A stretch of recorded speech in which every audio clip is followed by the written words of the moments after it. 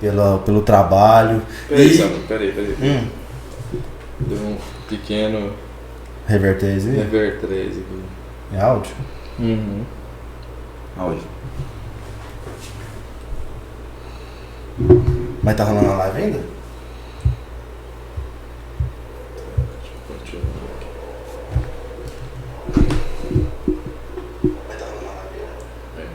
Tá fluindo?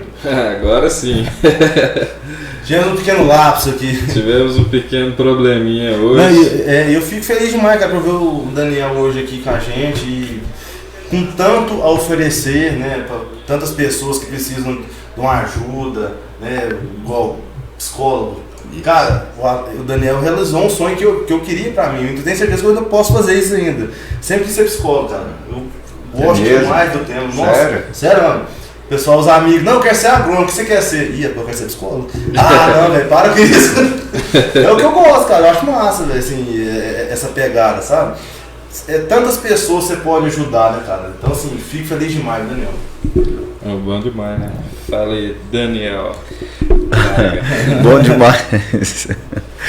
O pessoal fala que a gente vai para a área da psicologia para disfarçar um pouco a loucura, né? Mas a psicologia sempre foi uma área que eu gostei muito.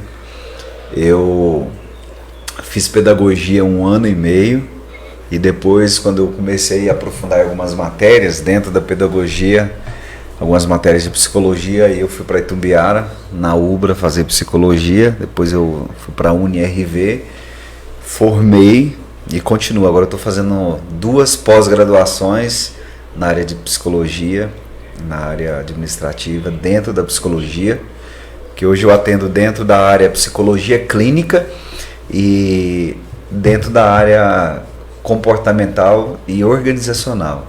Eu atendo tanto no consultório, na clínica e atendo também dentro das empresas, dando palestras, fazendo trabalho de desenvolvimento, dando treinamento de vendas, inteligência emocional, desenvolvendo lideranças. Esse foi realmente o grande motivo que eu fiz a formação em coach. Eu fui coach de grandes executivos em Rio Verde, por isso eu sou formado em Business Coach e Executive Coach. Coach de executivos, coach de líderes e de alguns gestores. Então a gente fez esse trabalho, mas eu amo lidar com o ser humano, eu amo essa parte de relacionamento humano. Eu sou da área de humanas. Tem gente que é da área de exatas, né? Gosta muito de matemática. Eu jamais iria fazer exatas, quando eu odeio matemática. Nossa Deus. Eu não sou muito qualquer tipo de conta. E você é nerd, hein? Imagina um nerd que não gosta de matemática. Que jeito. Mas, Alan Daniel Braga. Alan é meu irmão. Seu irmão. Eles não parecem, né? E o pior é que eles parecem. O pior que parece. Antes de nós entrar na área mais específica, conta um pouquinho pra nós quem é a pessoa que é o Alan, que é o Daniel. Nós não pedimos um Quem é o Daniel Braga?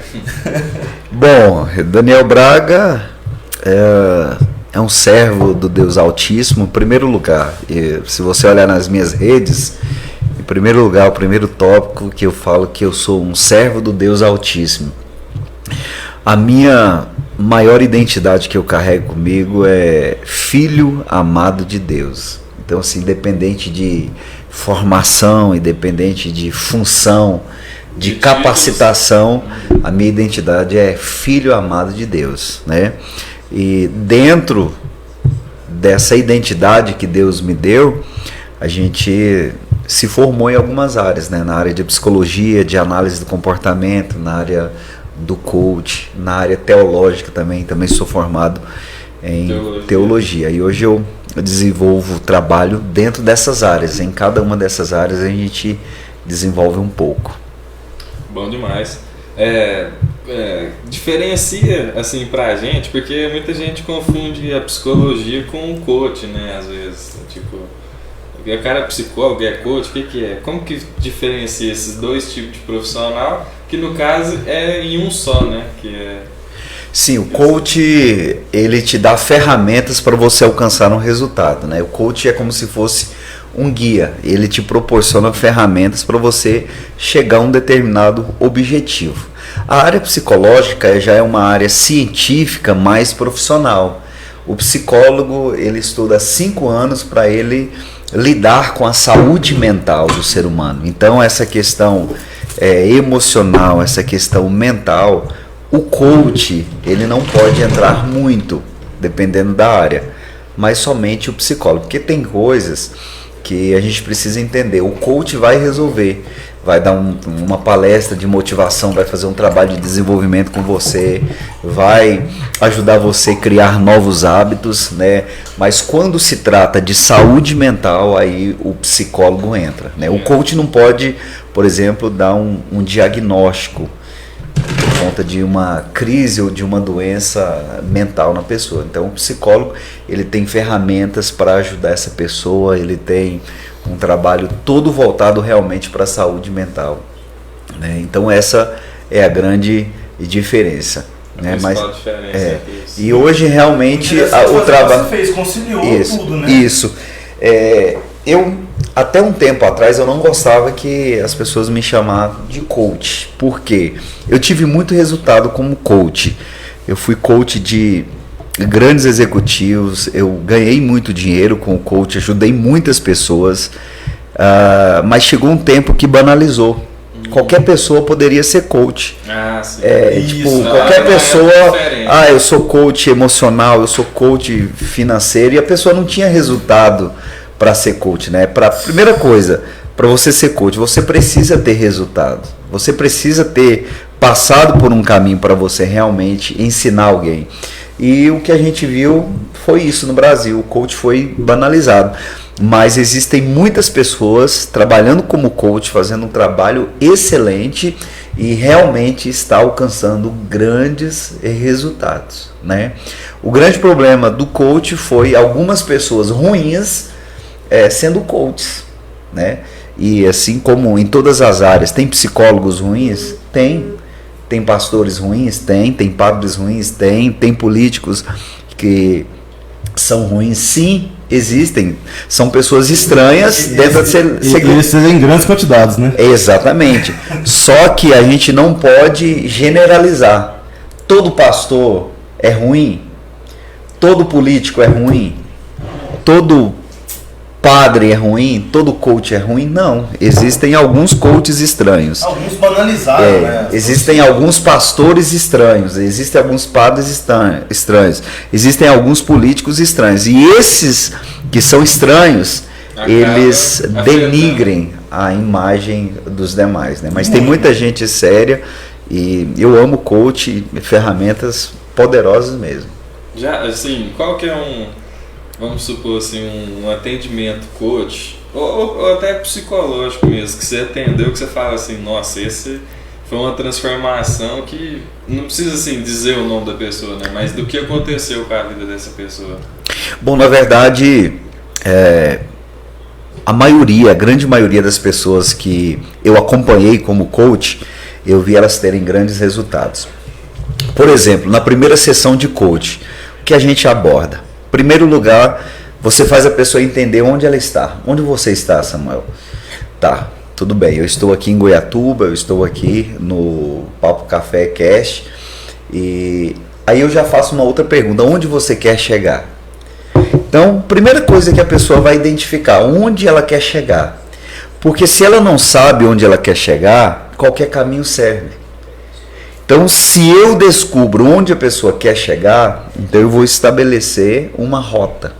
Eu vou entregar um mapa para aquela pessoa.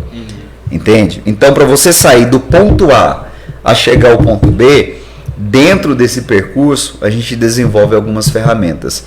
E dentro desse processo eu trabalho com pelo menos 5. Primeira, conexão com o seu propósito de vida.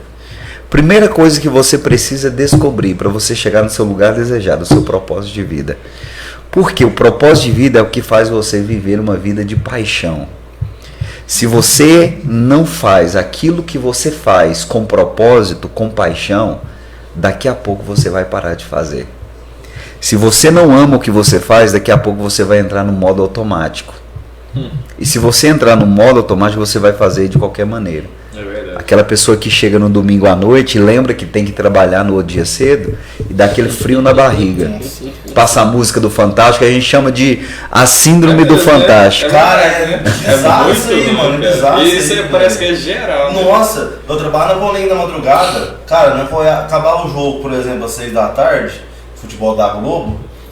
A Globo ainda presta problema de futebol, gente. Não presta. Aí eu olhava assim lá de fora, peguei tempo fechando assim, o tempo ficando meio dublado. Aí você ia pra igreja e tal, chegava da igreja mais animado, né? Que culto maravilhoso. Cara, você lembrava? Você estava fantástico. Mas é exatamente isso aí, você estava no modo automático. Por quê? Porque você não amava o que você fazia. Olha, não mesmo. Eu vou falar uma coisa aqui para vocês. A primeira característica de quem quer ter sucesso na vida é você amar o que você faz e você fazer aquilo que você ama. Primeira, toda pessoa de sucesso ama o que faz e faz o que ama. E esse é o maior segredo. Se você ama estar aqui, Samuel, você vai fazer com muito carinho. Você vai se doar, você vai colocar energia. E essa energia, essa paixão, esse desejo vai trazer sucesso para você. Então, a primeira coisa é o propósito de vida. Todos nós temos um propósito. Se você não descobrir o propósito da sua vida, você está vivendo uma vida sem sentido. Existem 2 momentos na nossa vida que são importantes. O primeiro é o momento que a gente nasce. O segundo, o momento que a gente descobre o nosso propósito de vida. Entende? Então, em primeiro lugar, descubra o seu propósito. Segundo, network. A gente falou sobre isso. Isso, cara, isso é importante. Que é conexão com pessoas. Se você não se conecta com pessoas, você não chega no lugar desejado. Cara, eu falo pra ele direto, às vezes o network é muito melhor que o dinheiro. Às vezes você acha que uma situação financeira te ajuda. Cara, você tem aquele contato, mano, quebra essa pra mim. Moço, não tem dinheiro que paga situações. E eu falo assim, eu tenho uma frase que é assim, ó, os relacionamentos levam você onde o dinheiro não pode te levar. Com certeza. Entende? Então, por exemplo... Você me falou pra gente em off aqui. Exatamente, network. Porque todos nós somos a média das 5 pessoas que a gente mais convive, né? Então, network é de suma importância. Nossa. O próprio Jesus fazia network. José só sentou na cadeira do Egito porque ele fez network. Onde ele fez network? Dentro da prisão. Não foi? Ele estava lá tranquilo e aí um dos presos sonhou com ele. 2 presos sonharam com ele. E aí um contou o sonho, ele revelou, e o outro contou. E aí o que ele fala? Ó, lembra-te de mim. Quando aquele espremedor de uvas estava diante de Faraó, o que ele fez? Lembrou de José. E aí mandou chamar ele. Isso é network, entende? Então, se você quer ter resultado, tenha network. O que é network? São conexões que geram resultado. E terceiro, conhecimento. Adquira conhecimento. Essa aqui é uma fonte de conhecimento, o podcast. Quarto, sabedoria. E quinto, repetição. Pois a repetição é a mãe do aprendizado. Então, com essas 5 ferramentas, a pessoa sai de onde ela está e chega no lugar desejado. E qualquer um. Você está trabalhando no lugar, você quer se tornar líder? Com essas ferramentas eu ajudo você a se tornar líder. Você é um gestor, quer trazer unidade para a sua equipe? Com essas ferramentas eu consigo trazer a unidade para você. Então, o coach são ferramentas poderosas que levam você ao seu lugar desejado. E é incrível, muitas pessoas realmente tiveram grandes resultados. Eu trabalhei 2 anos com o Pablo Marçal e desenvolvi muito, inclusive a minha formação foi com ele. Foi com ele? Foi com ele. O Pablo Marçal me ensinou muito. Um dos maiores do Brasil, né? Um dos maiores do Brasil. A gente trabalhou, inclusive, depois que eu trabalhei com ele, ele tem o método IP e eu montei o método Discovery, que é um treinamento de inteligência emocional de 2 dias. Já fiz aqui 3 vezes em Goiatuba. Provavelmente eu vou fazer aqui esse ano novamente, né? O último que eu fiz foi antes da pandemia e que ajuda pessoas realmente. A gente fez dentro da faculdade aqui em Goiatuba, toda a parte de diretoria do pessoal lá da Unicerrado, eles participaram. Foram 170 pessoas participar desse treinamento. Nossa, E foi muito incrível, bom. incrível. E até hoje eles falam desse treinamento que nós fizemos. Tudo isso através do coach. Cara, eu lembro que eu trabalhei na empresa a vida toda. Aí eu vi o pessoal falando de palestra motivacional. Ah, pra que serve isso? Eu nunca entrei na palestra motivacional e saí do mesmo jeito que eu entrei. Nunca. Eu lembro praticamente todos que eu participei. Olha quantos anos que faz. Eu sempre absorvi muita coisa boa. Que a gente trabalha pilhado demais na empresa. Demais. E igual você falou, às vezes o cara trabalha lá no piloto automático, não tem norte nenhum. Ele não sabe nem o que quer fazer. Exatamente. E aí é bem difícil, né? Você trabalhar ali sem saber realmente o que você quer, sem saber para onde você está indo. Muitas pessoas, assim, eu também estava nesse meio, eu queria pegar meu salário no final do mês e tchau, irmão. Com um somzinho no carro e tal, uma mina, dar uma namorada, pronto, beleza, minha vida é essa, gente.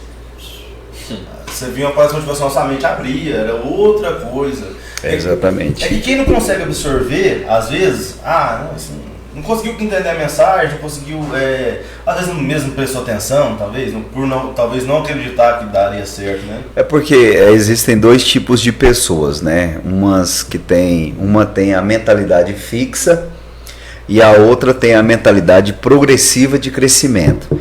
A pessoa que tem a mentalidade fixa é aquela pessoa que pensa assim, eu nasci assim e eu vou morrer assim. Eu já escutei demais. Então ele crê que a habilidade e a inteligência é impossível desenvolver.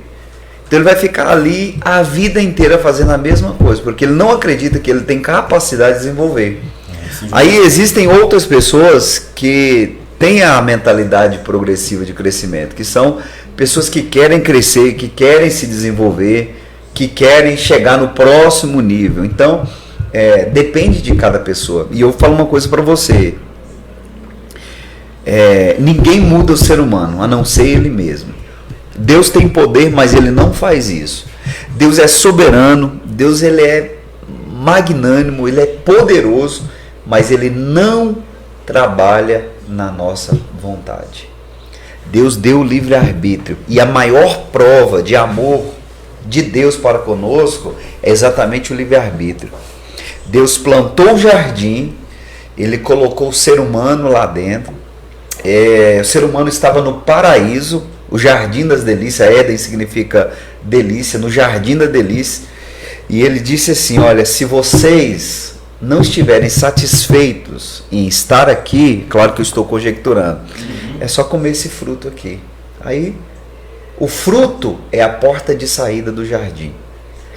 Deus cria o prazer, Deus entrega o paraíso, mas ele não queria seres robóticos, escravos ali, seres automáticos, porque o que Deus quer receber de nós é uma adoração por livre e espontânea vontade. Então ele respeita a minha vontade, ele respeita o meu livre-arbítrio. O que o homem fez? O homem escolheu sair do jardim.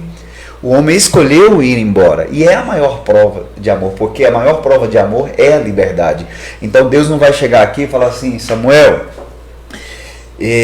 se você não for para a igreja, eu vou te matar. Deus não vai fazer isso. Por mais que tenham muitas pessoas que preguem isso. Deus nunca vai fazer isso. Entende?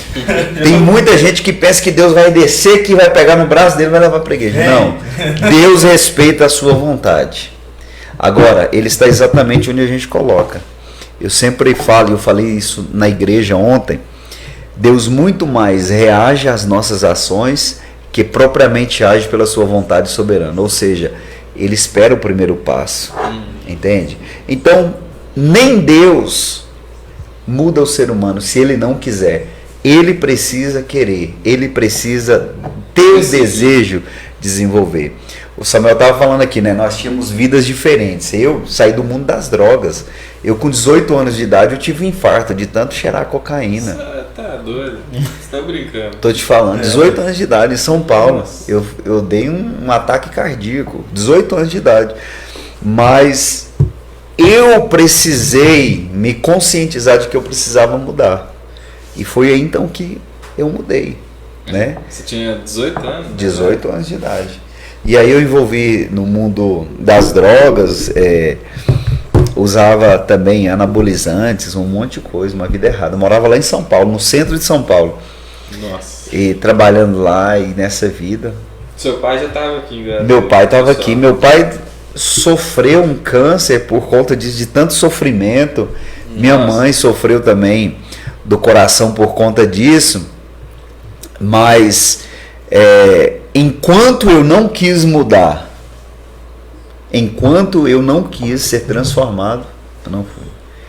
O dia que eu decidi, eu fui para a igreja e mudei a minha vida. Por mais que tenha crescido dentro da igreja. Mas, mais ou menos 15 anos, assim. Exatamente. Até os 15 anos. E como é que é a pressão de ser filho do pastor? De ter. Cara, eu imagino que é uma cobrança muito grande, cara. Assim, de. A gente vê, assim, por exemplo, posso dizer. Tudo é que cobrar, tudo é comparações, né? Tudo é mais difícil, Nossa, realmente. Eu imagino que. Foi muito mais difícil. Nós fomos criados com a rédea bem curta, né? Então, assim, é até uma forma que eu vejo que eu percebo que o meu pai, ele criou de forma, eu não falo que foi errado, ele fez de acordo com aquilo que ele acreditava, né? Porque todo comportamento tem uma intenção positiva. Mas eu não criaria mais o meu filho da forma que eu fui criado. Tipo assim, só tem um caminho, só tem esse aqui. Se você não fizer esse aqui, é como se fosse uma obrigação. O que eu trabalharia seria diferente. Eu trabalharia a liberdade junto com a responsabilidade. E é uma das coisas que eu falo até para os pais que estão assistindo, trabalhar com os filhos. Diga para eles, olha, você terá liberdade até o momento que você tiver responsabilidade.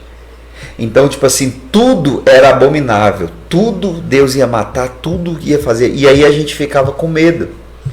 Então, a nossa liberdade foi restringida, mas não foi trabalhada a questão da responsabilidade. Então, quando você trabalha a questão da responsabilidade com seus filhos, quando você orienta, meu filho, você pode sair, mas 9 horas você tem que voltar.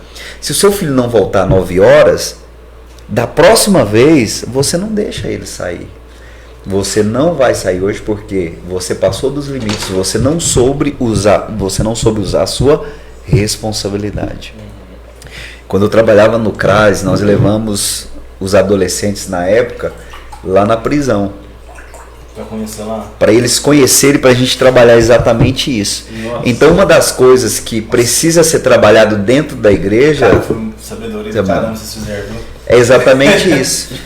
Precisa trabalhar essa questão da liberdade, porque Deus ama a liberdade. Deus nos deu liberdade. Nós somos seres livres. O ser humano anseia pela liberdade. No Covid, quantas pessoas não morreram por querer a liberdade? As pessoas preferem a liberdade do que a vida. Sim, é verdade. Entende? Então, assim, dentro da igreja existe muito essa questão que não pode. Aí a criança cresce, vai estudar em Goiânia. Quando chega lá, se depara com um monte de oportunidades, não tem o pai para estar ali dizendo não pode, e aí é onde acontece o que? A maioria das vezes a gente vê as crianças se afundando no mundo das drogas, praticando coisa errada, porque não foi trabalhada aquela questão da liberdade junto com a responsabilidade. Eu te contar um negócio, viu? Eu já aprendi tanta coisa aqui. Deu nem. Quantos minutos, Fernandinho? 26 minutos. Meu Deus do céu. Negócio de pastor e psicólogo é uma mistura. O pastor fala muito, o psicólogo tem que ouvir muito. Então, tem que. Acaba que você absorve. Mas se eu estiver falando muito aí, vocês. Não o espaço é pra isso. Aqui não fala que eu discuto, não, mas. É bom demais. E o pessoal aí participando aí, que estão galera aí já. Então, o pessoal aqui, vamos falar aqui, ó. A Cristina Garcia, boa noite. Cristina Garcia, empresária do Eric Moura, que veio cá. Sim. Ela tá com uns projetos bacanas, fazendo uns eventos lá em Goiânia, aqui na região do interior. Tá com uns projetos bacanas. Vamos trazer ela aqui de novo pra ela bater um papo com a gente, pra contar as ideias dela. O Osair Silva mandou um abraço para todos aqui. Valeu, Osair. A Vanessa Cristina mandou uma boa noite. A Josi Lemes E o Paulo Henrique mandou os parabéns. O Elvin mandou grande Daniel. O Elvin Oliver? É. Você conhece o Elvin Oliver? Eu acho que lá da escolinha do Rangel. Isso. Conheço, meu amigo, nós crescemos juntos. Um abraço, Elvin. Deus abençoe. O Gleitz mandou, esse cara é fera, eu dou valor. E o Bruno, meu primo Bruno, experiência viva, parabéns. Falando do seu depoimento. Obrigado, um abraço aí a todos que estão acompanhando aí. Envia aí para os seus amigos, para as pessoas que vocês conhecem aí. A minha irmã foi recorde de audiência aqui. É a coisa para derreter aqui, viu? O pastor Marlene fez o, como se diz, nosso podcast de 0 a 100 em 3 segundos. É top demais. Você lembra da banda Entropia? Entropia? A mano do Leandro, se você era baterista. Ah, eu lembro. Eu lembro. Eu já toquei em umas bandas de rock já também. Tinha a banda fluía, Santo né? Tupiniquim, o santo que não faz milagre, ele faz rock and roll. É do Paulinho do Texas Land. Imagina, o filho do pastor tocando em banda de rock. Você imagina. Guns N' Roses, meu Deus do céu, que trajetória. Tocava demais, cara. Era do... cara, Malandragem, Cássia Eller. Tinha uma entrada massa de bateria, né? Eu fazia igualzinho. Eu lembro que no Oséias tinha direto, eles tocavam no Oséias. Tinha, eu tocava no Oséias, meu Deus. Nossa, uma bateria beba, velho. Vocês trazem uns trem do arco da velha. Não, tem mais coisa aqui, né? Deus contado. Samuel foi atrás aí. Eita! Esse eu sabia que eu não tava Já sabia, já.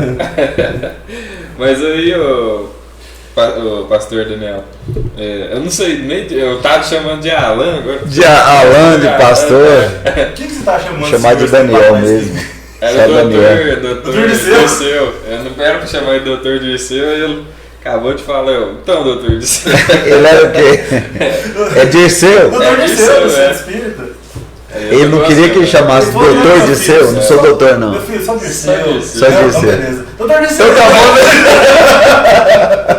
Então tá bom, doutor Dirceu. Vou te chamar de... Doutor Dirceu, cara, doutor Dirceu. O cara é mais passivo. Doutor Dirceu, posto de camarim, eu de tocado. Me chama de doutor Dirceu, não. Então tá bom, doutor Dirceu. Pelo amor de Deus. É doutor Dirceu, então. Pois é, Dirceu, então... Eu tô contra, sabe? Nesse período pandêmico aí, né, nós, assim, foi difícil, né, pra todo mundo. Como que lida, assim, com o pessoal, né, que precisa de ajuda psicológica, né, de coach, assim, qual que foi o serviço que você teve que fazer e tal, tipo assim, você já atendeu pessoas que passaram pós-Covid, né, porque tem uma galera que... Sim, com certeza, eu atendi muito. O Brasil já era o país mais ansioso do mundo, né, segundo a OMS. E até agora a gente não sabe o quanto a pandemia abalou a questão da saúde mental das pessoas. Mas, de fato, a saúde mental das pessoas já estava abalada. Mas, na pandemia, isso cresceu de forma drástica. Eu atendi pessoas que, por exemplo, surtaram no meio da pandemia. Nossa. Por quê? Eram pessoas que tinham seus trabalhos, eram pessoas que tinham as ruas, os lugares como fuga, como subterfúgio. E fugia da esposa, fugia dos filhos, e no período de isolamento elas tiveram que ficar dentro de casa. E como eram pessoas que não se conheciam, quando elas ficaram isoladas, elas tiveram que conviver com elas mesmas. Nossa. E tem muita gente assim, tem muita gente que foge dela mesma. Ela não se conhece. Eu conheço várias pessoas desse jeito. E no momento que ela se conheceu, ela entrou em crise. E aí acabou o relacionamento, e aí acabou cometendo coisas assim terríveis, porque não sabia que existia um monstro dentro delas mesmas. Mas por que não sabiam? Porque nunca teve tempo de estar a sós com elas mesmas. Se examinar, né? Isso. O que eu mais trabalhei com os meus pacientes, com as pessoas que eu trabalhei na pandemia foi a questão da solitude. Solitude é um momento em que você tira para se autoconhecer, para você saber quem é o ser que habita dentro de você, seus pontos fortes, seus pontos fracos. Porque todos nós temos um ponto de loucura. Talvez o seu ponto de loucura é o seu filho. Se você pegar alguém fazendo alguma coisa com o seu filho, talvez você tenha a capacidade de matar. Eu tenho certeza que alguém que está nos assistindo aqui, ou até vocês mesmos, já ouviu falar de uma pessoa que não tinha capacidade de matar uma mosca e acabou cometendo um assassinato. Por quê? Como é que os antigos falam? Repente? Isso, repente. Esse repente é o ponto de loucura. Porque é um ponto dentro de nós que a gente não se conhece. Por exemplo, eu conheço uma pessoa e até entendi que o ponto de loucura dela era o seu rosto, porque o pai, a vida inteira, falou para ela assim, ó, você nunca vai deixar ninguém bater no seu rosto.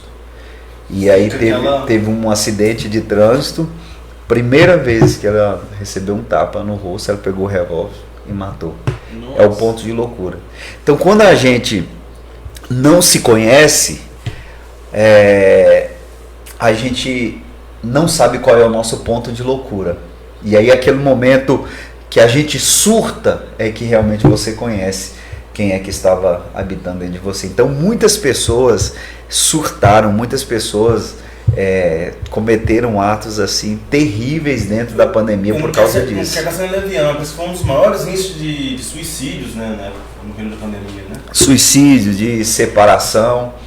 Porque agora eles tinham que relacionar, eles tinham que estar juntos. Aí acabou casado e a agenda não batia, de dia estava em casa e quem estava à noite era mulher. E eles não se conheciam, não conhecia a si mesmo e não conhecia as outras pessoas. Então, todo mundo surtou. Você imagina o cenário do caboclo em casa, rodado, sem dinheiro. Nossa. Olhar pra mulher, brigava o dia inteiro. Nossa, um desespero. Exatamente. Desfio correndo de um lado pro outro. Pai, eu quero, e o cara não tá trabalhando. Nossa, velho, situação desesperadora, mano. Exatamente. Mas então, eu atendi muitas pessoas que ficaram ainda mais depressivas. O medo, né? As pessoas com muito medo. A grande maioria delas com muito medo da morte. Porque o medo ele pode ser uma defesa, mas também pode ser uma ameaça. Sim. Em alguns casos ele serve mais como um bloqueador. O medo é um mecanismo de defesa que nós temos para nos proteger. O ser humano, sem o medo, ele morreria facilmente. Mas quando o medo te bloqueia, então ele paralisa os seus projetos, paralisa os seus sonhos, ele paralisa você e faz você entrar em crise também, né? Então, não tem como nós tirarmos o medo das nossas vidas. Nós temos que lidar com o medo. A gente tem que usar o medo como um canalizador de energia, né? Para a gente tomar cuidado. Mas não pode nos bloquear. O medo equilibrado, né? Nem para mais nem para menos. Exatamente. O medo bom, porque é uma reação muito rápida. O medo é uma reação de poucos segundos. Sim. E é automático, você não consegue administrar. Tem muita gente que fala assim, eu tenho condição de governar as minhas emoções. Não tem como você governar suas emoções, elas acontecem muito rápido. A única forma que existe é de você controlar o seu comportamento diante das emoções, né? Imagina que você está em frente a uma onça, e aí a sua pupila se dilata, sua boca seca, o sangue sai da face e vai para os músculos mais fortes. Aquele momento é o medo agindo e preparando para você, para lutar ou para fugir. Então é um mecanismo de defesa. Agora imagina esse medo, toda essa reação diante de uma palestra que você vai dar em público, diante de um isolamento, diante de pessoas que você foge para não ter isso, diante da pandemia, o medo de contrair o vírus, entende? Então toda essa reação acaba travando a pessoa e ele não consegue fazer mais nada. Você já teve você pode falar algum caso assim, não, logicamente não citando nomes, né? Qual foi o caso mais pesado que você pegou na sua carreira, assim, nesse período que você está trabalhando nessa área? Tem muitos casos. Aquele mais extremo que você, assim, Que eu acho que chocar um psicólogo é complicado, né? Assim, aquilo você pensou, gente, eu tô aqui pra isso mesmo, cara. Tem muitos casos. Tem casos de estupro, tem casos de rejeição, tem muitos casos. Mas um dos que mais me comoveu foi de uma mulher que, quando ela era pequena, a mãe dela negou um pão para ela. Caramba. E ela criou uma mágoa tão grande da mãe, e ela cresceu com aquela mágoa, ela não conseguiu perdoar a mãe dela. E uma semana antes dela perdoar a mãe morreu. Nossa. Ela tinha comprado a passagem para ir visitar a mãe, ia dar um abraço, ia chegar de surpresa, e aí ela não conseguiu. Agora pensa na situação. Deus me perdoe. Nossa. Mas assim, ela tinha. Que tem pessoas que têm uma raiva meio embutida ali. É mágoa. Isso, a mágoa, né? Mágoa. Mas ela lidava com a mãe, conversava com a mãe? Não, nunca. Não trocava ideia, por exemplo? Não, nunca. Cresceu, isso, foi embora de casa porque a mãe negou um pedaço de pão. Meu Deus. Então tem muita gente que lida com essas questões da vida de forma bem diferente. Nossa, né? cara. E a questão da mágoa, a gente sempre fala, é um copo de veneno que você toma querendo que o outro morra. Cara, esse ditado aí eu carrego comigo, porque realmente é verdade. Às vezes você morre de raiva da pessoa, a pessoa passa nem olha nessa cara. Exato. E na verdade você está carregando um cadáver com você. Isso, cara. Tá doido. Vamos trazer mais vezes. Exatamente. Você, por exemplo, quando você revida, você se torna a imagem e semelhança do seu algoz, da pessoa que mais te feriu. Então, enquanto você não perdoa, você fica acorrentado àquela pessoa. Você fica presa àquela pessoa. E você não consegue prosperar, você não consegue crescer, você não consegue se desenvolver. Eu falei isso ontem com uma pessoa, falei assim, enquanto você não perdoar o seu ex-marido, você não vai conseguir se relacionar com ninguém. Nossa. Mas eu conheço muita gente que conseguiu. Não. Eu atendo pessoas que estão num relacionamento, por exemplo, e gostam de uma pessoa que, namorou tem 20 anos, ou casou tem 20 anos. E por que isso? Porque não cicatrizou ainda aquela ferida, e enquanto não cicatrizar, não consegue seguir em frente. Então, enquanto a pessoa não perdoa, enquanto a pessoa não quebra aquela corrente, ela não completa aquele ciclo, e ela não consegue desenvolver. Você tem que honrar, você tem que respeitar o que você viveu com aquela pessoa, aquela história. Se for uma amizade, não precisa ter contato, mas siga a sua vida em frente, mas sem mágoa. Porque a mágoa faz a pessoa almoçar com você, jantar com você, tomar café com você, e ela convive com você. Você daria 10 anos da sua vida para a pessoa que mais te feriu? Você vai falar não, mas a gente faz isso quando a gente não perdoa aquela pessoa que nos feriu. É verdade. Cara. Eu tive que perdoar 2 vezes, né? No caso foi meu pai, né? Eu não tive contato com meu pai e eu não sabia o motivo, né? Minha mãe não entendia, assim, ela deu uma depressão e tal, ela me afastou do meu pai, tentou cuidar de mim sozinho, então eu não entendi, eu ficava no meio do caminho, né? E eu pensava, uma hora eu vou encontrar ele e vou abraçar, vai ser uma coisa boa. Só que eu tinha aquela mágoa, nós passamos uma dificuldade tremenda, por que ele nunca me ajudou? Então eu tinha uma mágoa e eu pensei que o fim dessa mágoa seria quando eu conhecesse ele, né? Eu conheci ele com 21 anos. Na época eu tava na Batista, eu lembro até hoje, o pastor Márcio falou assim, eu nunca esqueço, falei, não pastor, eu vou lá ver meu pai. Até o Leonardo que tá aqui assistindo nós, que patrocinou na época, era uma pobreza desgramada. Aí eu cheguei lá e tal, aí o pastor Marcos falou assim, meu filho, não vai não, você vai frustrar, assim, falou com uma sabedoria mesmo de coisa, ele falou, meu filho, não vai não, e eu cheguei lá e acabou que deu errado mesmo, né? Foi. Acabou que meu pai não me deu muita bola, assim. E aí eu fiquei com a mágoa do começo, aí eu perdoei, aí eu fui lá conhecer ele, aí depois que eu conheci, voltou a mágoa de novo. Na época, voltou assim, a mágoa. Nossa, foi difícil passar isso. Isso, mas aí passou. Agora passou, graças a Deus. Mas assim, nós não tem contato, né? Eu tenho contato com a minha irmã, que é a filha dele lá. Sim, mas assim, na verdade, não querendo fazer uma sessão psicológica aqui, né?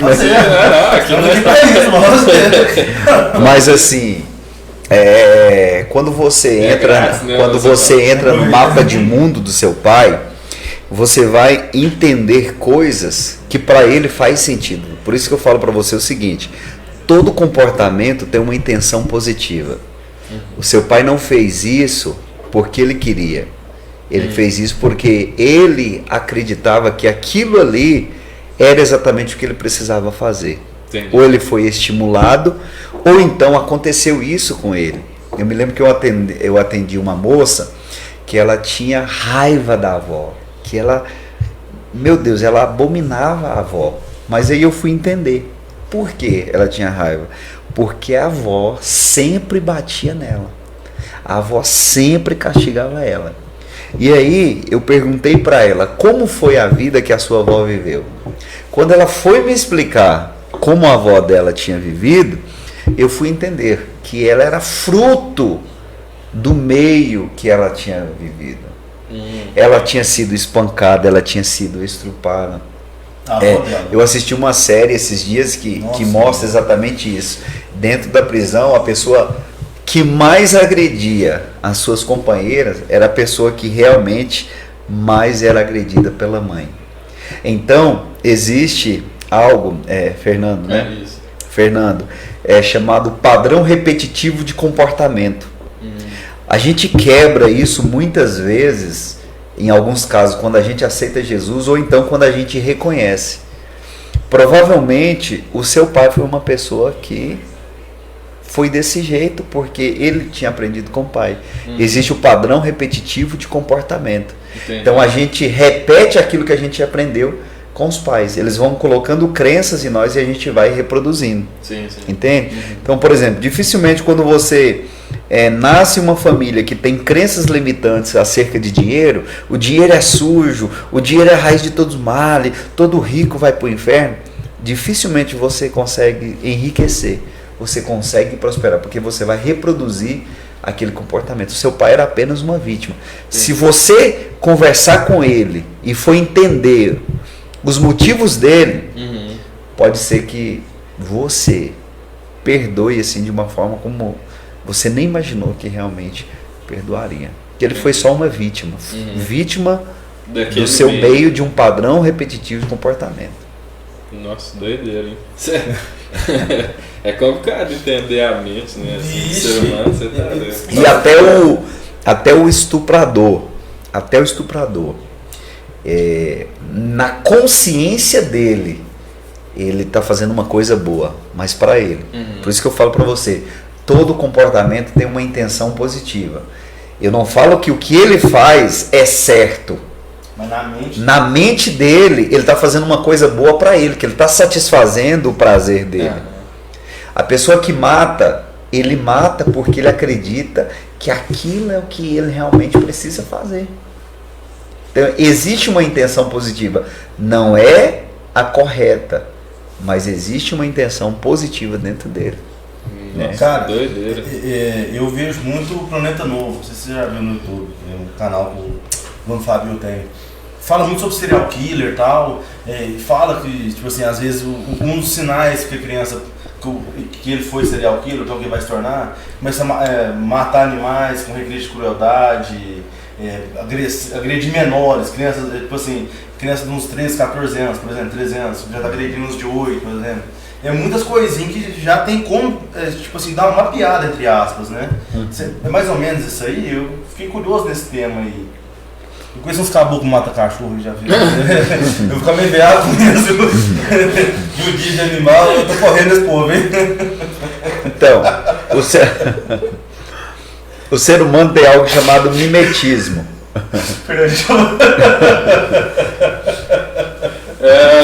Que esse caboclo que mata cachorro. Não posso falar o nome, não. Mata cachorro? Então, o ser humano tem algo chamado mimetismo.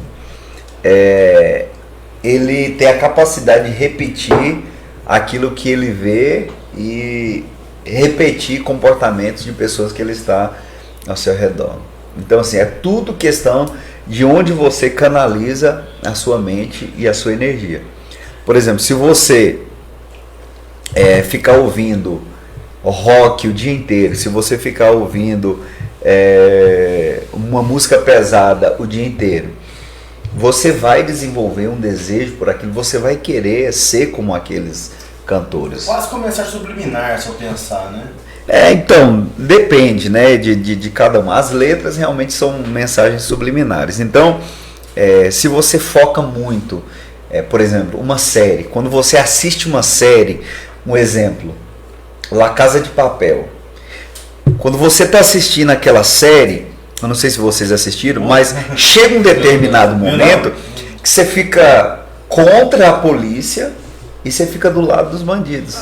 Você inverte o não é verdade? É igual aquele tema que o pessoal... Ela assistiu, ela concordou, mas não é? Verdade. E aí, a polícia não quer ver aquele filme, não? por algum momento, a gente pensa que roubar a Casa da Moeda é muito fácil. É verdade, sim. E eu conheço pessoas que falaram assim, deu até vontade de roubar. Porque a nossa mente é um campo muito fértil. Tudo que você planta nela, você tem a capacidade de colher. Então, se você fica focado muito em uma coisa, se você ouve muito sobre aquilo, se você está em um ambiente...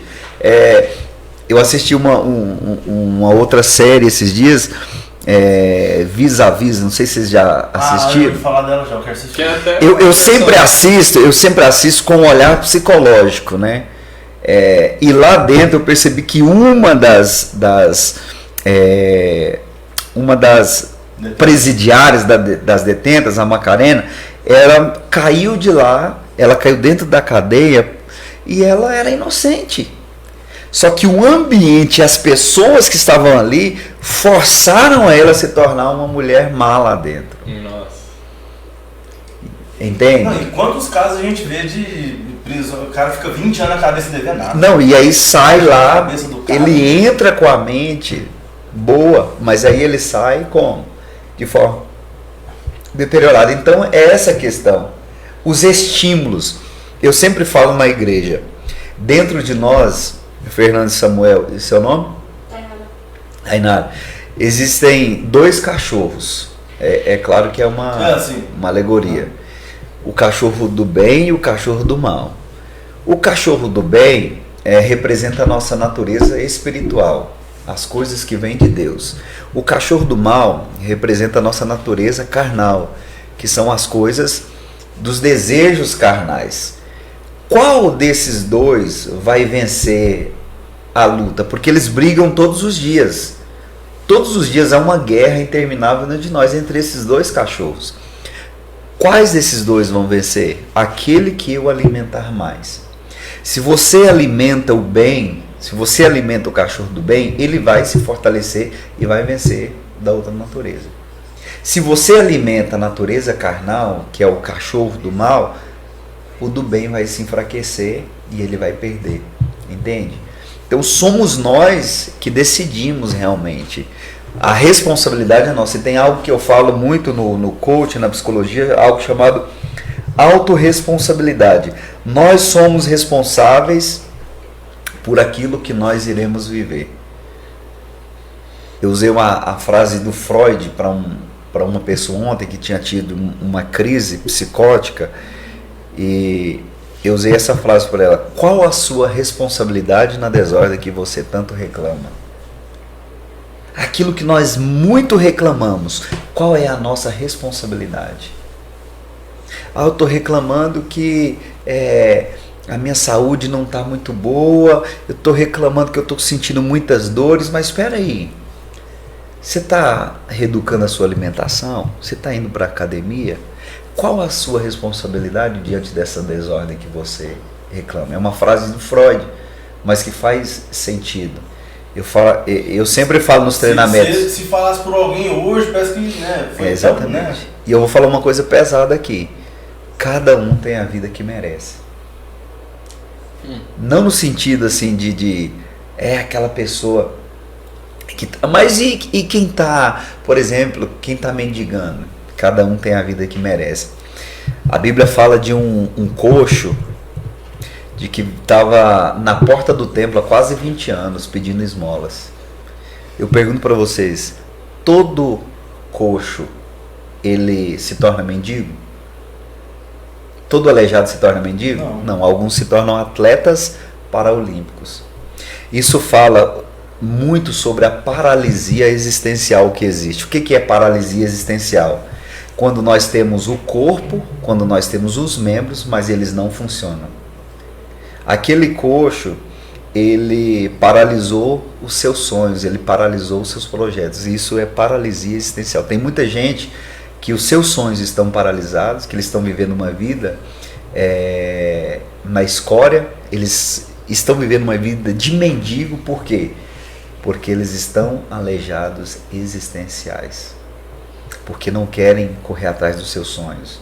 Porque não querem mais buscar aquilo que eles precisam. E tem saúde. Você não tem ideia o quanto de mensagem que eu e minha esposa recebem todos os dias de pessoas. Me ajuda, eu estou precisando de dinheiro, eu estou precisando... O tempo que aquela pessoa gasta, muitas vezes, dela mandar uma mensagem, é o tempo que ela poderia preencher um currículo e enviar. Peraí, você já enviou um currículo? Você já tentou aquele emprego? Não, mas a pessoa prefere viver uma vida de esmolas. São mendigos existenciais. E o mendigo existencial é toda aquela pessoa que tem a capacidade, que tem a condição, mas não corre atrás dos seus sonhos, não corre atrás dos seus projetos, dos seus objetivos. Autorresponsabilidade é a palavra. Cara, você falando aí, parece que eu tô vendo assim, um monte de gente que eu conheço. Não fala o nome dela. Não, jamais. Pelo amor de Deus. Eu tava papiando assim no cérebro. Assim. Um adendo, né, dessa cegueira, às vezes é uma cegueira, né, que você fala sobre o coxo na porta do templo, né, é que ele sabia que ali realizava cura, realizava coisa, era Pedro, né, era Pedro e quem? Pedro e João. Pedro e João. E o cara pede esmola para os dois, mesmo sabendo que aquele lugar é um lugar de milagre. Mas Fernando, o que acontece? Qual foi a primeira coisa que Pedro e João falou para ele? Olha para nós. Ou seja, antes de curar a sua paralisia física, nós vamos curar a sua paralisia existencial. Nós vamos curar a sua visão. Tem muita gente que está cego porque não tem a condição de enxergar espiritualmente. Deus quer dar visão para as pessoas. E visão é o quê? É onde eu quero chegar. Mas tem pessoas que estão cegas. E Deus está dizendo para elas, antes mesmo de curar a sua saúde física, eu vou te curar da cegueira espiritual. Porque a partir daí, depois que você tem visão, 3 coisas importantes que eu sempre falo. Eu falo para os obreiros lá da igreja, quando a gente reúne o campo, eu falo para eles, olha, nós temos que ter visão, nós temos que ter missão e nós temos que ter propósito. Visão é onde eu quero chegar. Visão é onde eu quero ir. Segundo, missão é o que eu preciso fazer todos os dias, Fernando, para que eu chegue na minha visão. Você tem vontade de construir uma vida bem-sucedida financeiramente, mas você acorda todos os dias 2 horas da tarde. Você vai conseguir? Não adianta você ter uma visão sendo que você não tem a missão. Missão é tudo aquilo que eu preciso fazer todos os dias. Quando os soldados de Israel, o general, reúne todos eles e eles vão para a guerra, quando eles recebem um ataque, eles devolvem com 10. Eles chamam todo mundo e falam, sabe qual é a nossa visão? É que um dia nós estaremos com as nossas famílias nessas praças, os nossos filhos brincando, todos aqui, sem nenhum tipo de ameaça. Essa é a nossa visão. Eles começam a enxergar. Agora, sabe qual é a nossa missão? Entrar lá dentro daquela caverna e tirar todos eles lá. Agora nós temos que ir para a guerra. Agora nós temos que fazer a nossa parte. E aí eles vão, estouram com tudo e eles voltam. E o propósito é o que você vai fazer depois que você chegar no lugar que você visualizou. Quanto que é? Como é que é a sessão? Eu tô achando que não vai ter que dizer, velho, Samuel. Não, você faz permuta? Divulgação. Você pode ser a pizza? E essa pizza tá boa aí, ó. Fazer um merchan aí. Essa pizza é e de falando onde? Super Pizza, meu amigo Ederson. Ô, Super Pizza! Já deflagramos um pouquinho aqui. Eu fui o primeiro. Eu fui o primeiro. Gente, liga lá no Ederson, na Super Pizza. Tem aplicativo, tem Instagram, tem tudo. Trabalha com todos. Já chama que o pessoal faz entrega? Os aplicativos de Delivery. E todos os livros possíveis que tiver aí. Obrigadão mesmo. Pizza tá dentro. Pizza que isso, parceirão. Nossa. Eu tô esperando ele aqui tem uns dias, né? Tem uns dias. Tá fazendo difícil, né? Olha lá. Tá passando a marca dele lá agora ali. Super Pizza. Foi, Super Pizza. Dá uma moral aí, galera, nosso patrocinador. É coincidências que acontecem no nosso programa. Parece que nós falamos. É combinado. Top demais. Pessoal, cara, curte, compartilha aí, manda pro pessoal que hoje foi... Rapaz, tá sendo... Tá sendo escola. É consulta? Consulta aqui, consulta. Consulta psicólogo. Já deixei consegue trazer o Daniel pelo menos uma vez por semana aqui, gente. Daniel, você já escutou muito aquela pergunta? Um amigo meu quer te perguntar uma coisa. Vai chegar e falar, não, amigo meu, tô na dúvida. Eu sou falando pessoal, o cara tem. Demais da conta, isso aí que a gente mais ouve. Ô Daniel, conta um pouco agora do projeto, né? Você tem um projeto mais a sua esposa, né? Que é o... Hora Princesa. Hora Princesa, exatamente. Bom, Hora Princesa é um projeto, na verdade, que quem é a idealizadora é a minha esposa. Já tem um tempo que ela trabalha com isso. Nasceu com a necessidade de ajudar mulheres, meninas que haviam sofrido abuso, haviam sofrido com rejeição, com traumas, depressão, ansiedade. E Deus colocou esse projeto no coração dela de ajudar essas meninas. Primeiro era a Hora Princesa e agora ela criou o Hora, que é para meninos e para meninas.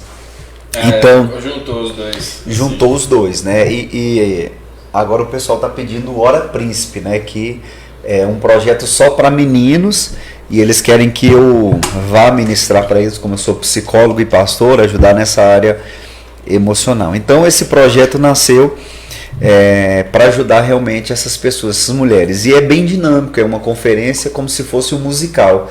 Tem a parte de teatros que representam todos esses traumas, esses abusos, e tem a parte musical, com bandas, com cantores que ela convida.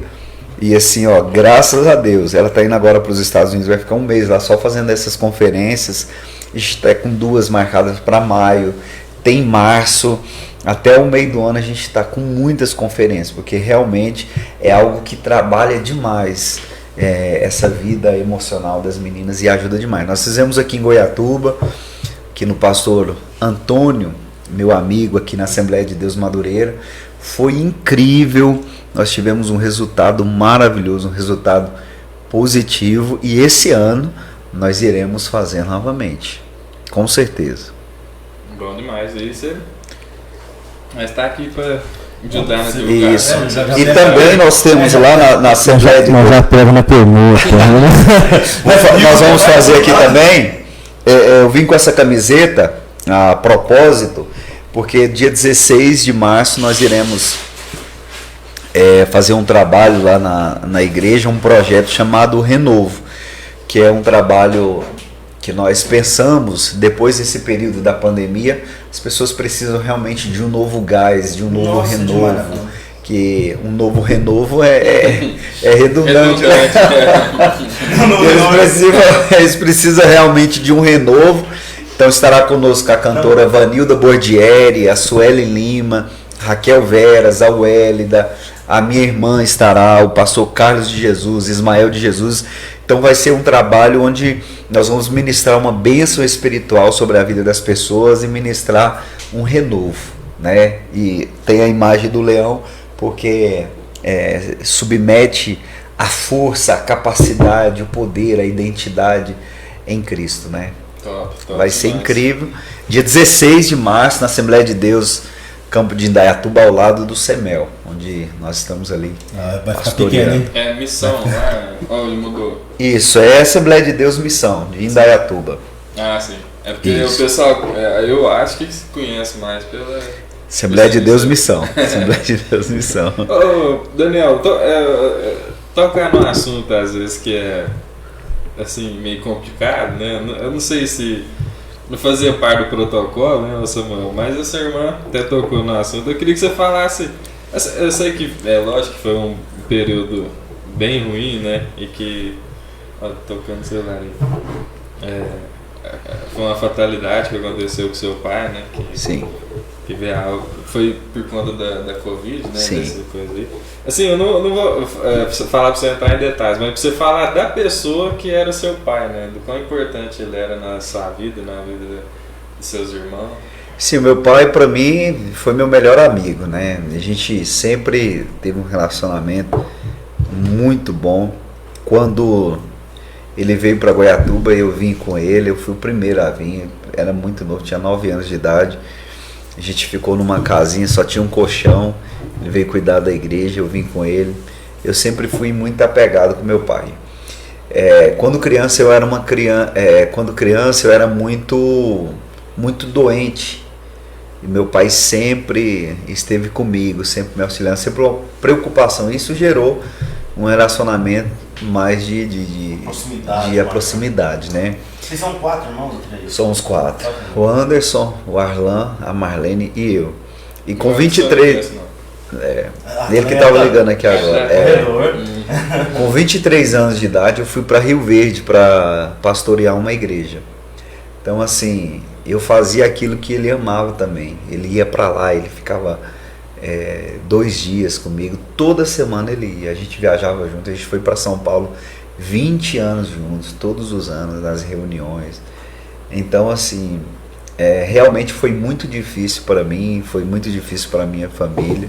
Eu perdi um grande amigo. Foi a pessoa que mais acreditou em mim, a que mais investiu em mim. Eu me lembro que quando eu entreguei o diploma de psicologia para ele, que ele que me formou, ele levantou o diploma, orou e chorou, sabe? Nossa, olha só que porque eu vi que o quanto ele se esforçou realmente para aquilo. E tudo que eu faço hoje é realmente pensando que ele está muito feliz. Com certeza, né? tenho certeza.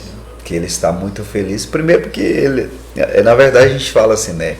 Tá muito feliz comigo, ele na verdade ele não tá vendo o que eu tô fazendo, é que a gente acredita que tá no seio de Abraão, ele tá dormindo no Senhor, não tá vendo, mas assim, né, para trazer aquela mas se ele tivesse aqui, ele estaria muito orgulhoso realmente sobre quem eu me tornei, né? Ele sempre foi a pessoa que investiu e eu faço de tudo realmente para não desonrar aquilo que ele me ensinou, os princípios, o legado que ele deixou para nós, ele deixou para mim como pai, como pastor, como um homem, em todas as áreas. Eu posso dizer que eu tenho um grande referencial de identidade, que foi o meu pai, pastor Clemente Braga do Nascimento. Inclusive, eu amava tanto ele que eu coloquei até o nome do meu filho, Clemente Neto. Ele é companheiro do Davi no futebol lá com o Rangel. Ele me vendia para comprar esse Clemente. Os dois eram igual 2 de 10, muito amigos mesmo. E ele gostava demais do Clemente. Então eu honrei o meu pai, eu honrei ele em vida. E isso me traz paz. Isso é importante. Não tem preço. Tá doido.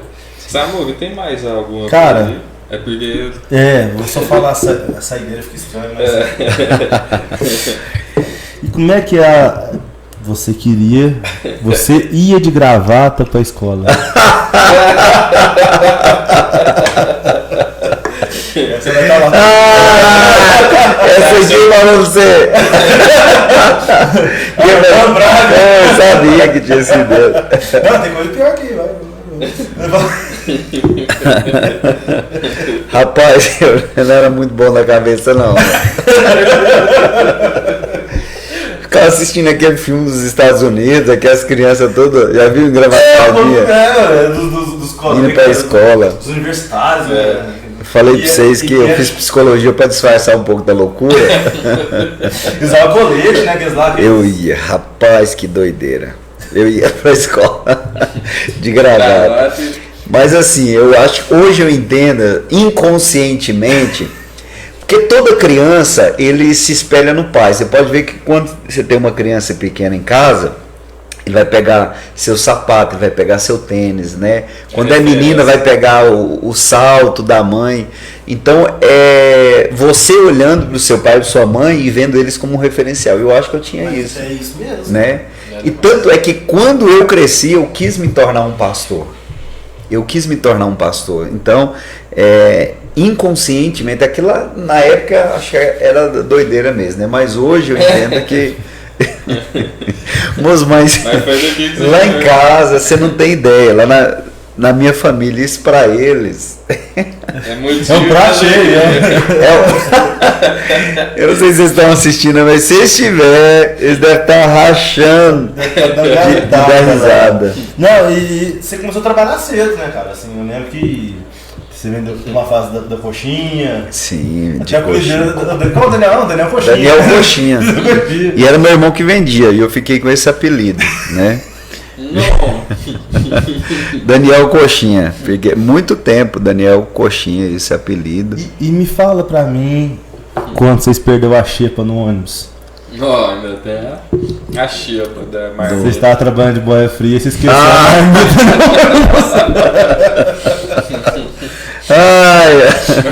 Rapaz, eu vou falar a verdade pra vocês, né?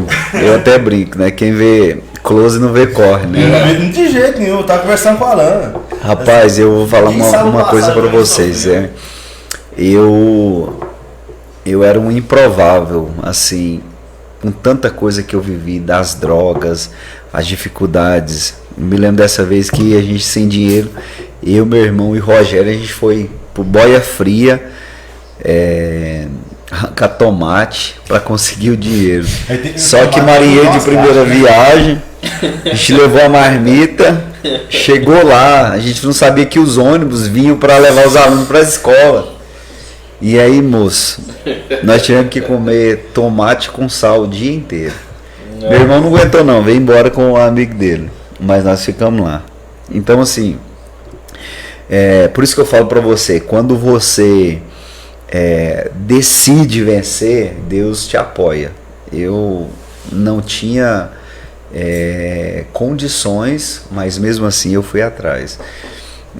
Consegui me formar em psicologia, consegui ter outras formações, mas assim, tinha tudo para dar errado, né? Tinha tudo para estar preso ou realmente morto.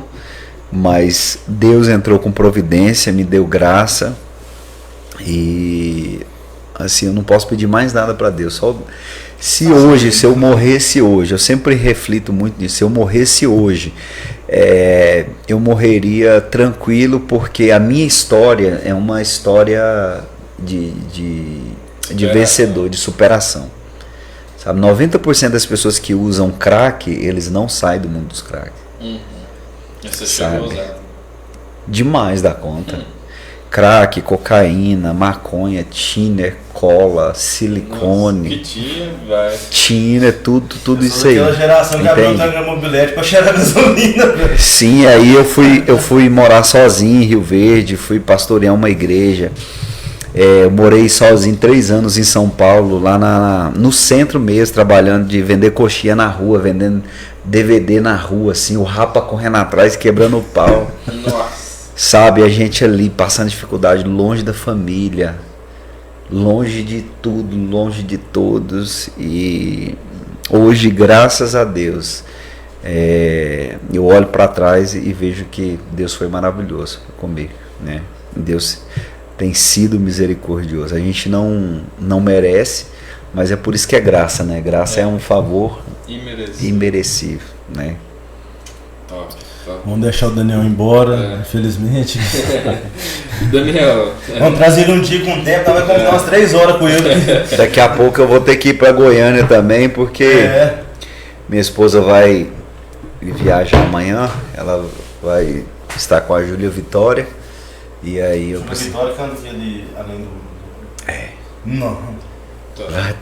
Vai ficar 7 dias lá com a Júlia Vitória. Show de bola. Com voz da verdade, assim, é aqueles que ficam na prateleira de cima, você vê, não, cara, assim. Júlia, cara, ela veio dos Estados Unidos, ela tá no avião, chegar, e minha esposa vai pegar ela lá e vai pra Curitiba, vai as duas juntas. Top demais. De louvor lá, dentro pra fora também ela canta. É dela? De dentro pra fora. Não vai fazer uma ponte aérea em Goiatuba, não, vai bater um papo. Quase que ia dar, uma agenda dela foi cancelada aqui em Brasília, ela ia vir aqui, mas dia 26, mas aí... Foi no carro mesmo, né? Tá, Daniel, eu fui ali conversando com ela, né? Top demais. Daniel, teve assim alguma pergunta que nós não fez, você gostaria de ter respondido, falado? Você está fazendo igual eu faço na entrevista de emprego. Essa aí foi forte, né? Essa eu peguei do... Não fala não, só que se fosse aqui. Não, mas todo mundo tem uma referência, né? Coloca lá assim, fonte. Todo mundo cara, tinha um defeito de ser ateu, mas era um cara muito inteligente, era uma bujanra, cara muito foda, muito entrevistado. Eu peguei essa nada se cria, né? Tudo se copia. Bom, eu acho que tem uma assim, eu acho que vocês não me perguntaram qual é o maior propósito da minha vida. Essa é boa. E o pior é que tinha no script. Só que nós não queríamos enrolar. Não, mas eu vou voltar outro tempo pra gente conversar bastante. Vocês viram que eu gosto de conversar. Um podcast desse aqui com 5 horas pra mim aqui, boa. Se tiver com sua agenda liberada, você fala, não vai encostar aqui mais cedo aqui. Tem história demais pra contar. Você não dá problema. Mas eu vou começar a molar ele aqui mais cedo, né? Mas o grande propósito da minha vida, que eu considero em tudo que eu faço, é servir pessoas. E esse é o segredo para você alcançar o sucesso mais rápido. Quando você serve pessoas, quando você ajuda pessoas, essas pessoas ajudam você a realizar seus sonhos. Tudo que eu faço, se eu estou atendendo um paciente, se eu estou trabalhando um processo de coaching com a pessoa, se eu estou na igreja, em tudo que eu faço, eu estou servindo pessoas. Esse é o maior propósito da vida. Você pode buscar ser milionário, bilionário, mas quando você chegar lá, você vai entender que o grande propósito da sua vida é servir pessoas. O Bill Gates se tornou milionário, Flávio Augusto se tornou milionário. Grandes bilionários no mundo, quando se tornaram ricos, eles entenderam que o dinheiro é uma ferramenta para servir pessoas. E foi por isso que eles começaram a investir em projeto social. Então, se eu puder deixar um segredo aqui para quem está me assistindo, para quem está nos assistindo, o segredo é: ajude pessoas, sirva pessoas, porque quando você serve pessoas, você está fazendo para Deus. Jesus chega para Pedro e diz: Pedro, tu me amas? Depois de 3 vezes, Pedro fala: o Senhor sabe que eu te amo. Aí Jesus fala assim: então apacenta minhas ovelhas. Então, violento. Sirva. Demais, hein? E esse é o maior. E eu como líder na igreja, eu entendi que se eu não sirvo para servir, então eu não sirvo. Jesus deu esse maior exemplo para nós, o exemplo de servir. Ele serviu seus discípulos, ele serviu as pessoas. E eu li um livro esses dias que diz assim: o líder se serve por último. Para você descobrir quem é o líder de uma alcateia, é só você vendo eles se alimentarem. Aquele que fica de fora olhando os outros se alimentar, ele é o líder. O líder se serve por último, porque ele está servindo pessoas. Eu vou te contar um negócio. Eu já vi isso em congresso. pastor, presidente, está organizando um evento. Já vi, cara, estou lembrando da minha mente quando eu era criança. Vi o pastor organizando todo mundo, gente, vamos comer, gente, vamos comer. Enquanto eu não vi, todo mundo comeu, saciou e não pegava o prato. Não pegava. Cara, já vi isso aí e é lindo, viu? Nossa, cara, isso é uma coisa que parece que não sai da cabeça, cara. Ô, Daniel, É exatamente isso aí. nós temos um presentinho aqui. Opa, presentinho aí é bom. Presentinho do... Que isso, hein? Top demais. Papo Café Podcast. Papo Você Café guardar Podcast. De Top lembrança demais. aí. Show Você de sempre bola. lembrar de nós, usar aí nos congressos. Claro, com certeza. Eu gosto do Organização, boné. né? Aquela coisa. Muito obrigado. Muito seguidor, né? Olha aí, ó. Demais. Papo Vamos e fazer só um Café pedido pra ele aqui. Podcast. Hã? Vamos fazer um pedido pra ele aqui? Aham. Segue nós, não sabe? Vou seguir, vou divulgar O vocês pessoal lá. chega a olhar assim, pô, o Daniel segue, é bom, hein, mano? Eu sigo também. Aqui só, ó, uma coisa aqui muito interessante. Tem pessoas da igreja que ficaram chateadas comigo, Samuel, porque eu não seguia elas. Mas assim, o que acontece? Os caras devem estrear sério, mano. Mas o que acontece? Você pode ver que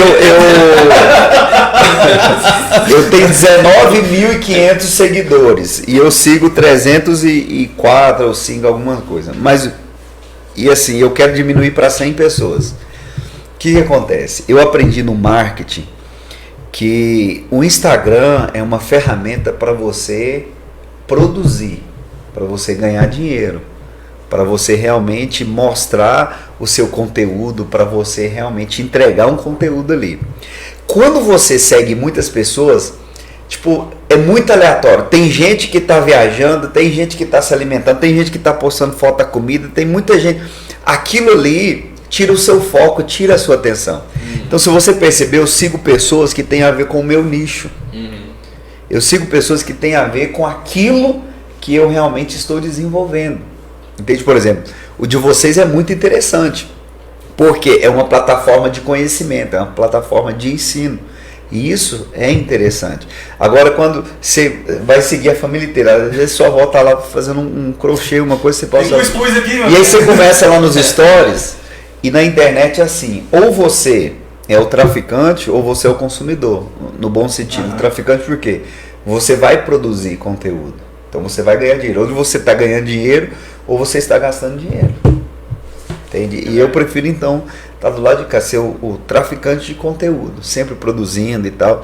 Postei um vídeo meu ontem, um vídeo rapidinho assim, deu tipo assim 400 compartilhamentos. Olha só, de pessoas no Instagram, sabe? Então eu sempre fico pensando em que eu posso ajudar, em que eu posso servir. Eu não posso ter o Instagram só porque tem muitos amigos, sei lá. Então tem que ter foco. Uma ferramenta, né, mano? É uma ferramenta poderosa, entende? Então é exatamente por isso. Aí eu expliquei para as pessoas que era isso, né? Ih, mas então você não entende aí. Nós não entendemos. Nós devemos fazer os Mas vocês vão conseguir eu ser. faço assim, gente, primeiro tópico, eu não segui vocês. 10 regras eu não segui. O cara fica assim, e por que você não vai me seguir? Pode seguir. Top demais. Oh, eu ia chamando de Arlan de novo. Se depois de Você não Daqui a pouco ele vai me chamar de Dr. Disseu. Dr. Daniel Braga de Vicente. Dr. Disseu. Mas ele já chamou 3 vezes já. Me chamando de Dr. Disseu. Vamos chamar de Arlan. Vai demorar muito não, vai chamar. Mas é brincadeira. É bom demais. Obrigadão, você tá assim. Eu que agradeço, viu? Obrigado pelo convite aí, pela oportunidade de estar aqui com vocês e que vocês possam continuar nesse propósito, né? E assim, é um grande desafio, mas a recompensa vem de Deus e o que vocês estão produzindo aí realmente faz sentido, né? Propósito lindo, maravilhoso, parabéns. Obrigado. E tem a última que é, você tem que... Essa não pode escapar. Você não pode não. Você tem que indicar um convidado pra gente bater um papo com ele.